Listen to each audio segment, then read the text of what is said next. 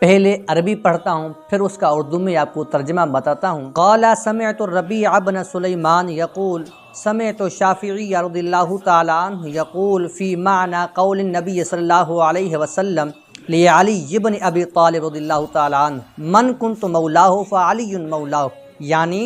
بذالک ولاء الاسلام وذالک قول اللہ عز وجل ذالک بان اللہ مولی الذین آمنوا وان الکافرین لا مولی لهم وما اقول عمر بن الخطاب رضی اللہ تعالی عنہ لعلی اصبحت مولا کل مؤمن یقول ولی کل مسلم۔ ربیع بن سلمان کہتے ہیں کہ میں نے امام شافعی علیہ رحمہ کو فرماتے ہوئے سنا کہ نبی پاک علیہ الصلوۃ والسلام نے جو فرمایا تھا حضرت علی رضی اللہ تعالی عنہ کے لیے کہ جس کا میں دوست ہوں اس کا علی دوست ہے، اس سے مراد اسلامی دوستی ہے،